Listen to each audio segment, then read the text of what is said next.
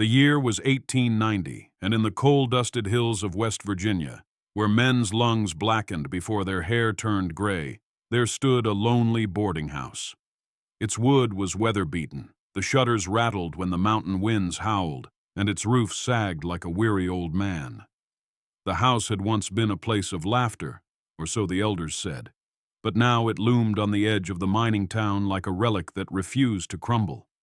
Inside lived Thomas and Elijah Renshaw, brothers born of the same mother but cut from different cloth. The older Thomas was broad-shouldered, his face carved in stern lines from years of toil.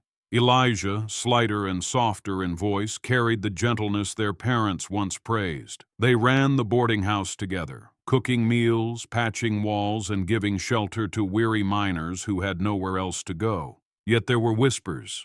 People said that men who checked into the Renshaw boarding house sometimes never checked out. No bodies were found, but questions lingered in the smoky taverns. Some dismissed it as drunken tales, others as mountain superstition. Still, whenever the name Renshaw was spoken, a hush followed. The boarding house had not been their dream. It had been their inheritance and their curse. Their parents had died young, their mother taken by fever, their father by the mines. On his deathbed, their father had gripped Thomas's hand and croaked, "Keep the house alive, no matter what." And so they did. But keeping it alive was no small feat. Coal miners could barely feed themselves, let alone pay for a bed. Many nights men staggered in, hats in hand, bellies growling, begging for shelter. Elijah could never turn them away. He would open the door, light the hearth, and serve bowls of stew with an apologetic smile. Thomas, though, grew bitter. Each empty coin jar was a reminder of his father's dying wish, and the weight of it pressed down like a miner's pick. "We are feeding the whole county for free," Thomas muttered one night, staring into the fire. Elijah answered softly, "If we don't, who will? They are men like us that divide. Duty versus mercy was a crack in the floorboards of their lives, widening with every passing year. The miners were grateful, yes, but gratitude did not fill a larder. Elijah stretched every loaf of bread, every potato, every scrap of salted pork, until there seemed nothing left. Yet somehow the pot never went empty. There was always stew. The miners praised it, calling it the miracle pot. They claimed it gave them strength for the mines, warmth in the bitter winters. But Thomas saw things differently. He watched the men gulp down the thick broth, slap Elijah on the back, and fall asleep in beds they'd never paid for. Their laughter grated on him. "They treat us like saints," he hissed once, "but saints don't keep the roof from rotting." Elijah, tired but steadfast, replied, "Saints don't keep score either." Their arguments grew sharper with each unpaid night, and still the pot simmered, the house filled with weary men, and the jar on the mantel remained light as air. One stormy evening, with rain drumming on the tin roof and thunder cracking like gunfire, a stranger arrived. He introduced himself as Mr. Carraway, a traveling salesman. He was unlike the miners, tall, gaunt, and dressed in a coat too fine for those hills. His eyes, sharp and calculating, seemed to peel back layers of every man he looked at. Unlike others, Carraway paid in gold coins, laying them neatly on the table. He did not haggle, did not smile. But at supper, he leaned back in his chair and watched Elijah serve stew with a smirk tugging at his lips, as if he knew something no one else dared to say aloud. The miners whispered among themselves, "Who is this man?" His arrival unsettled the boarding house like a cold draft. Elijah felt it too. There was something in Carraway's gaze that made the stew taste bitter in his mouth. The boarding house stew was the stuff of legend. Even the poorest miner swore it was thicker, richer, and more nourishing than any meal in town. No one ever asked what gave it such depth. They didn't dare.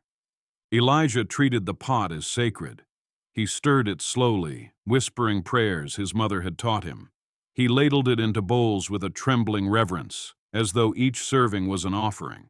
But there was one detail outsiders noticed. The stew pot never seemed to run dry. Meat was scarce, markets bare, and yet there was always more. Thomas brushed off the questions, his jaw tight. "Eat! Don't ask!" he barked whenever curiosity rose. But Caraway wasn't like the miners. He asked, and he asked with a knowing grin. One evening, Caraway lingered at the table after the miners had gone to bed. He leaned forward, his gold pocket watch glinting in the firelight.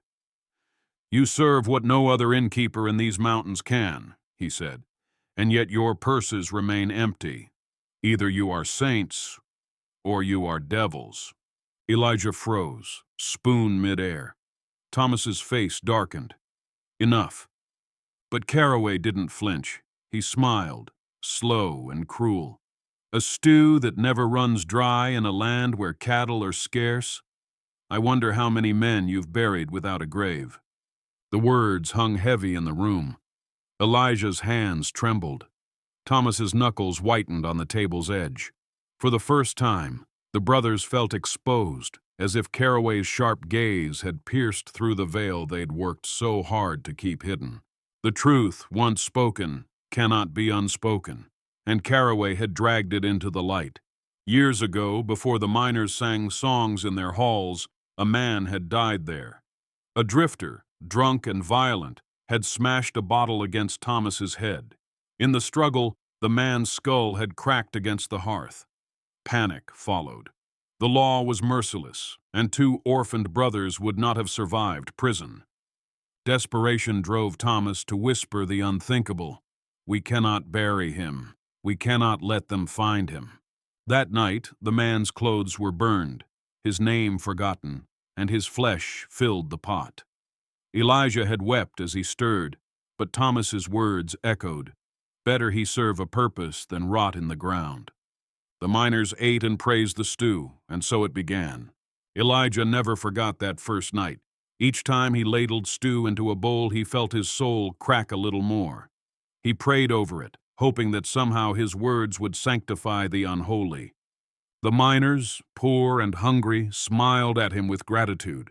They called him kind, generous, a brother to all. But behind every smile, Elijah saw a ghost. The nameless drifter, the accident that had become a secret they could never escape. "Perhaps hunger is more merciful than deception," Elijah once told Thomas, his voice breaking. But Thomas only stared at the bubbling pot. "Mercy doesn't keep a roof over us. They'd starve without us." Elijah turned away, tears burning his eyes. In that moment, he wondered whether the miners truly needed saving, or whether he himself was the one who needed redemption. Caraway was no fool. He cornered Thomas in the cellar one evening, the iron stew pot bubbling between them. His voice was a whisper, but his words cut deep. "I know your secret," he said, "but I don't intend to expose you. No, I intend to help you." Thomas's jaw clenched. Caraway leaned closer. "You feed poor miners who cannot pay. Imagine instead feeding wealthy men with taste for the unusual. They would pay handsomely. Your debt's gone, your fortune made." Thomas said nothing. His silence was dangerous. Caraway smiled. "You've already crossed the river, Thomas.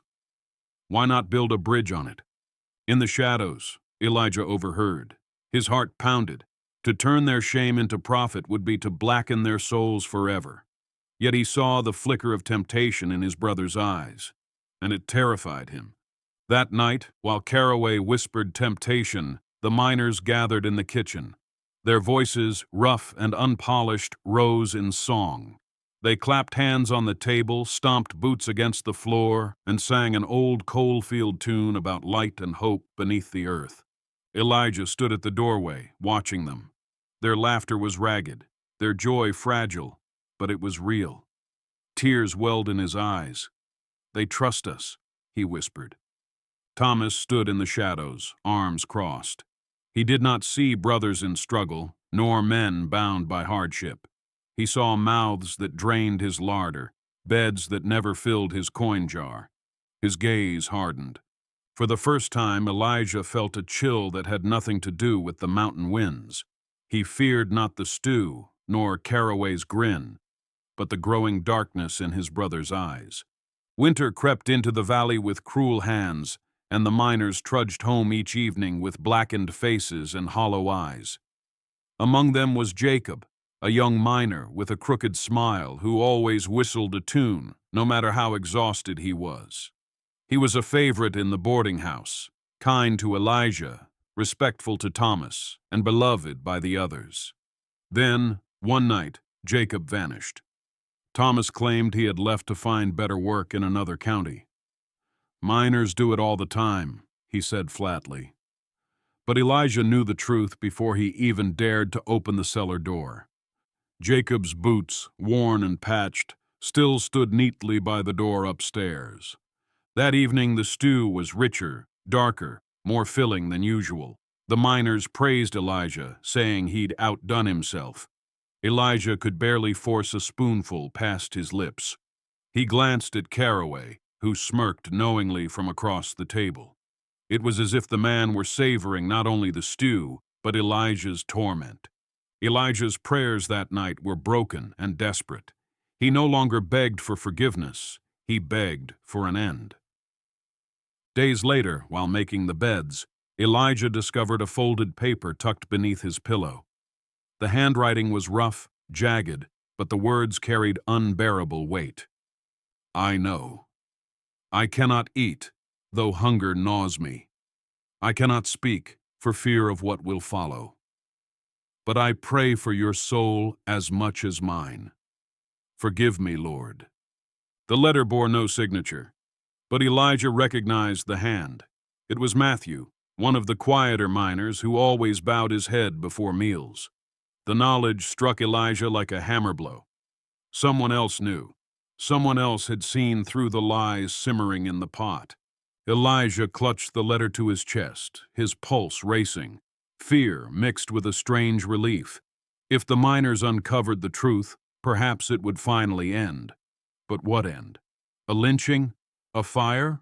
Or worse, silence, as men devoured the truth along with the stew, because hunger left them no choice. The burden grew heavier by the day.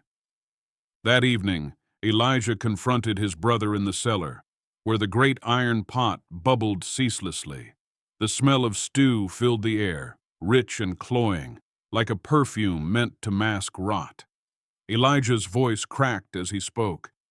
"This must stop, Thomas. Better we starve than feed men false hope with the flesh of their brothers." Thomas's face, half lit by the fire, was haggard and grim. "If we stop, we lose the house. We lose Father's legacy. We lose everything." Elijah gripped his brother's arm, desperation in his eyes. "A house built on blood is no home at all. Can you not feel the weight of it crushing us? Each prayer I whisper is for souls we've damned." For a moment, Thomas's eyes flickered with doubt. His hand trembled on the ladle. But then his jaw hardened. "Without this pot, they die, and their blood will be on our hands." Elijah's tears spilled freely. He realized then that the house was not only cursed, his brother was becoming part of the curse. It began quietly. Whispers spread among the miners, eyes lingering too long on the pot, on Thomas's grim silence, on Elijah's haunted gaze. Then one night, the whispers became shouts. "What's in the stew, Thomas?" demanded Matthew, the quiet miner who had written the letter. His voice quivered, but his eyes blazed. "What have you fed us all these years?" Others joined, fists slamming against the table. Caraway, sitting smugly in the corner, fanned the flames with sly remarks. "Have you not wondered why it tastes so rich? Why your brothers disappear without goodbye?" Elijah tried to calm them, hands raised, voice pleading. "Please, you don't understand." But Thomas roared over him, his voice cracking like a whip. "You'd have starved without us. Without this, you'd be bones in the earth." The room erupted. The miners surged forward, fury in their eyes. Trust had shattered, replaced with betrayal, and in their rage, the truth finally boiled to the surface. The revolt turned violent. A lantern toppled in the chaos, shattering against the floor. Oil spilled, and flames leapt hungrily onto the dry wood. Smoke curled upward, thick and choking, as the old boarding house groaned under the weight of fire. Men shouted and scrambled, dragging each other through the smoke-filled halls. Elijah coughed, his lungs burning as he tried to lead them out. Caraway slipped silently through the door, his grin glinting in the firelight before vanishing into the night. Thomas, however, did not move toward the door. He rushed to the cellar, desperate to save the pot, his obsession outweighing reason. "We cannot lose it," he shouted. Elijah grabbed his arm, choking on smoke. "Leave it! Let it die with the house!" But Thomas's eyes were wild. His hand clung to the iron handle, even as the flames roared around them. For the first time, Elijah realized his brother loved the pot more than life itself. The flames grew unbearable, beams collapsing with deafening cracks. Elijah pulled at his brother's sleeve, begging him to come, but Thomas shoved him toward the doorway, eyes glistening with something Elijah had not seen in years: love. "Go, Elijah. This is my sin, not yours." Elijah fought him, tears streaming down his soot-streaked face. "No!" "We carried it together. I will not leave you." Thomas's grip was firm. He pushed Elijah through the smoke toward the open night, coughing violently. "Live. Tell them. It was me."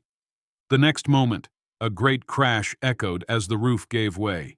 Elijah stumbled outside, collapsing on the wet earth. Through the roaring fire, he caught one last glimpse of his brother disappearing into the inferno. The boarding house, the pot, the secrets, all swallowed by flames. Thomas's choice was made. By dawn, the boarding house was nothing but blackened ruins, smoke curling into the pale sky. The miners stood silently, soot streaking their faces. None spoke of what they had learned. Some truths were too heavy to carry into daylight.